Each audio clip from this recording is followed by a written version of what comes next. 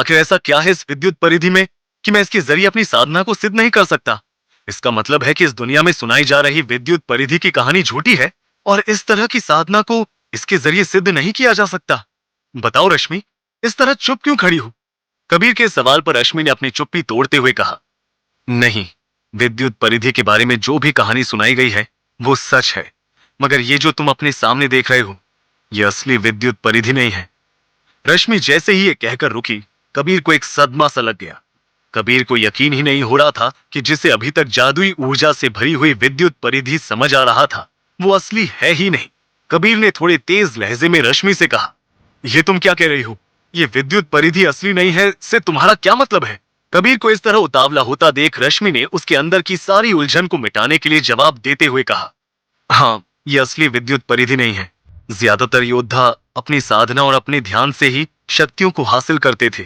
इस तरह विद्युत परिधि से या और भी किसी ऊर्जा के साधन से अपनी साधना को सिद्ध करना बहुत मुश्किल होता था। इस तरह की विद्युत परिधि आसानी से नहीं मिलती थी। तुम्हें देखने में ये जितनी ज्यादा रोमांचक लग रही है, असल में उतनी ही ज्यादा खतरनाक है। इसमें असीम ऊर्जा का भंडार है। अगर गलती से भी एक मामूली से तिनके के बराबर ऊर्जा भी किसी आम आदमी के अंदर समा गई तो उसका शरीर पूरी तरह से नष्ट हो जाएगा। इसलिए विद्युत परिधियों को आम लोगों की पहुंच से दूर रखा जाता था।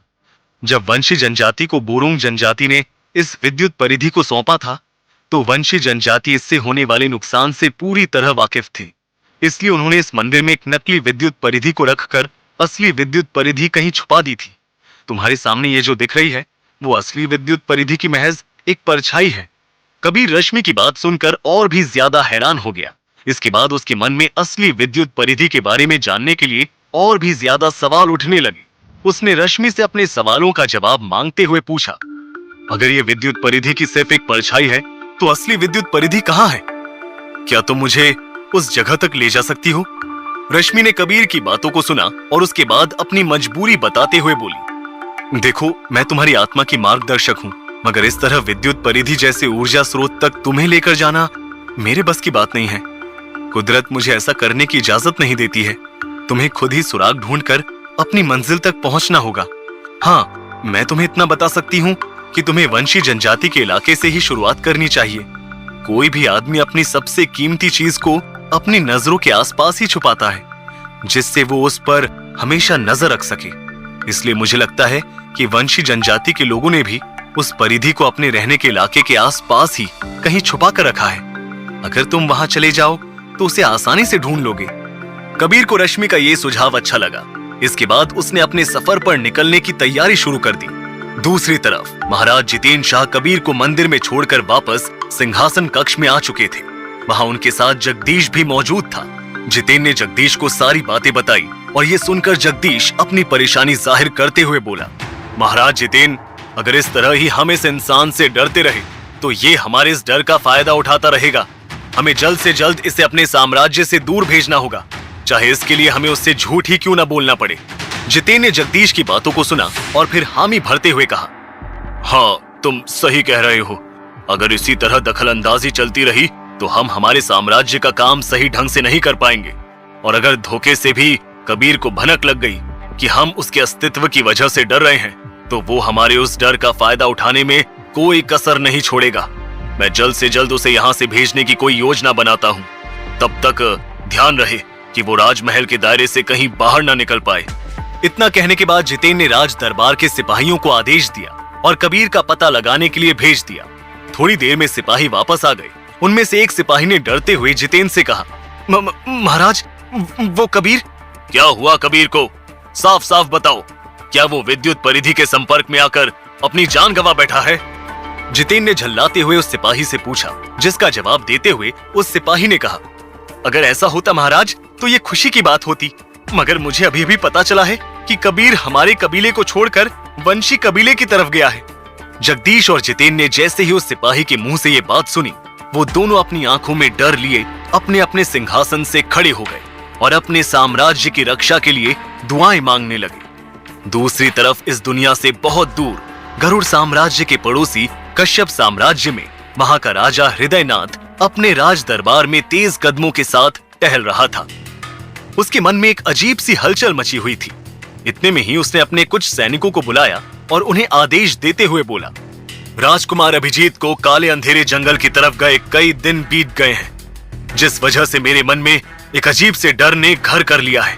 वैसे तो राजकुमार अभिजीत हर तरह से अपनी रक्षा और साम्राज्य की रक्षा करने के लिए सक्षम है, मगर फिर भी मुझे उनकी फिक्र सता रही है। तुम सैनिकों की एक टुकड़ी लेकर जंगल की तरफ जाओ और राजकुमार अभिजीत के बारे में पता लगाओ। अगर वो सकुशल हैं, तो उनकी खबर हम तक पहुंचाओ और उन्हें ये बताओ कि हम उन्हें याद कर रहे थे। अभिजीत की मौत से अनजान उसके पिता हृदयनाथ ने सैनिकों को जंगल की तरफ भेज दिया और उसकी सलामती की खबर के आने का इंतजार करने लगे। वहीं दूसरी तरफ कबीर भी मंदिर से निकलकर वंशी जनजाति के कबीले में पहुंच चुका था। वंशी कबीले में चारों तरफ बांस की टाट के घर बने हुए थे और वहां की जनजाति अपने हाथों में ऊपर से लेकर नीचे तक बने हुए प्राकृतिक निशानों के लिए विख्यात थे। ये निशान किसी गुदने की तरह दिखाई देते थे, मगर इस जनजाति में जन्म लेने वाले हर एक शिशु में यह निशान जन्मजात पाए जाते थे, जो उसकी पहचान हुआ करते थे। कबीर ये देखकर हैरान था। कबीर को भी इस बात का डर था कि वो लोगों की पकड़ में ना आ जाए, इसलिए उसने अपने इंसानी वजूद को छुपाने के लिए कबीले के अंदर कदम रखने से पहले एक तरकीब सोची। कबीर ने अपनी उंगली में पहनी हुई जादुई अंगूठी को छुआ और उसके अंदर से रूप बदलने वाले उस मुखौटे को निकाल लिया, जिसको उसने जंगल में शेषदंभ को मारने के बाद तालाब के अंदर से हासिल किया था। उस मुखौटे को पहनने के बाद कबीर कबीले के अंदर चला गया। कबीले में बाजार के अंदर टहलते हुए कबीर ने आईने में खुद की शक्ल देखी और कहा, आज इस मुखौटे को पाना मेरे लिए फायदेमंद साबित हो गया है। अगर ये नहीं होता तो मैं अपना इंसानी वजूद कभी भी नहीं छुपा पाता और विद्युत परिधि की इस खोज को कभी भी पूरा नहीं कर पाता। वैसे जब मैं इस कबीले के अंदर आ ही गया हूँ तो मुझे ज्यादा वक्त बर्बाद नहीं करना चाहिए और जल्द से जल्द विद्युत परिधि को ढूंढना चाहिए। इतना कहते ही कबीर आसपास के इलाके में विद्युत परिधि के निशान को ढूंढने लगा। उसे यकीन था कि उस चमत्कारी ऊर्जा के स्रोत में ऐसी कोई तो बात होगी कि जहां वो रखा होगा वो उस जगह को बाकी इलाके से अलग बनाएगा। काफी देर तक जब ढूंढने के बाद भी कबीर को विद्युत परिधि का कोई निशान नहीं मिला तो उसने थक हार के खुद से कहा, अगर मैं इसी तरह भूखा प्यासा उसकी खोज करता रहा तो मैं यहीं बेहोश होकर गिर जाऊंगा। पहले मुझे कुछ खा लेना चाहिए, उसके बाद ही मैं अपने शरीर और दिमाग का सही तरीके से इस्तेमाल कर पाऊंगा। भूख बढ़ने से कबीर के पेट में हलचल होने लगी थी और वो आसपास कोई भोजनालय तलाशने लगा। कुछ ही दूर चलने के बाद कबीर को एक भोजनालय दिखाई दिया और वो उसके अंदर चला गया।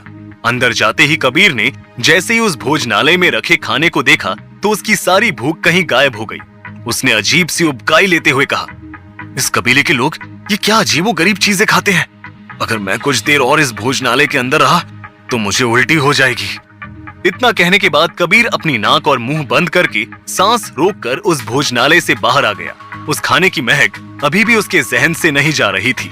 बाहर आकर कबीर ने अपनी रोकी हुई सांस को छोड़ा और तेज खांसने लगा। कुछ देर बाद जब उसका शरीर पहले की तरह सही हुआ तो उसने खुद से कहा, इस कबीले के लोग काफी अजीब हैं। ये लोग जिंदा सांपों को बिना पकाए ही खा लेते हैं। पता नहीं वो लोग ये कैसे करते हैं। और तो और टेबल पर भी चारों तरफ खून फैला हुआ था। आखिर कोई खून के बीच बैठकर खाना कैसे खा सकता है।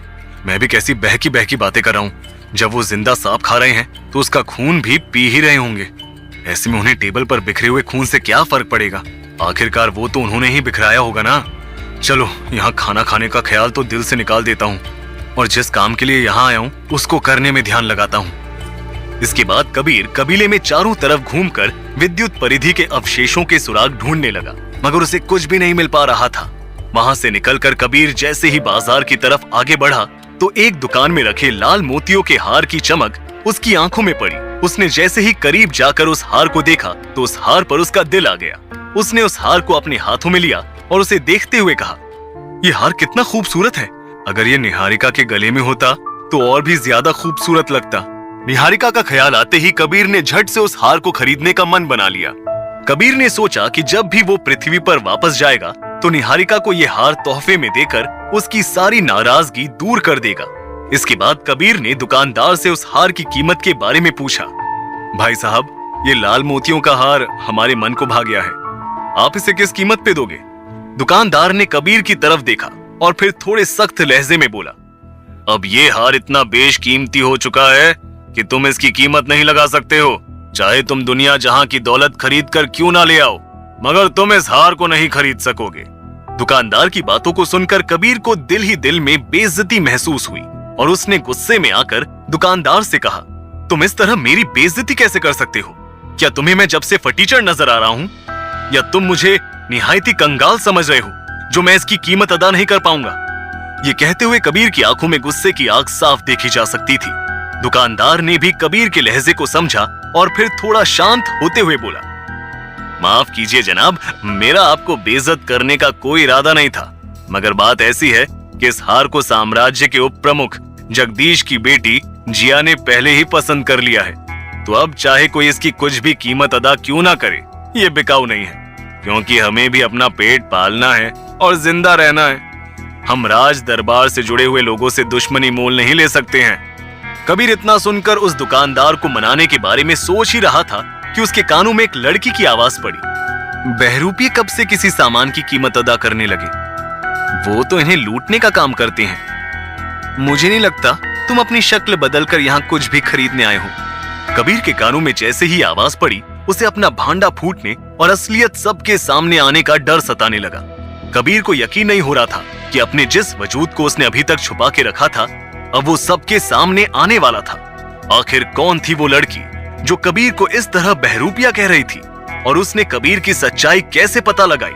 क्या कबीर दुकानदार को वो हार उसे बेचने के लिए मना लेगा? और जब कश्यप साम्राज्य के महाराज हृदयनाथ को राजकुमार अभिजीत की मौत के बारे में पता चलेगा, तो वो गरुड़ साम्राज्य के साथ क्या करेंगे? क्या कबीर वापस जाकर गरुड़ साम्राज्य को बचा पाएगा? इन सभी सवालों का जवाब जानने के लिए सुनते रहें हमारी ये सीरीज सिर्फ और सिर्फ पॉकेट FM ऐप पर।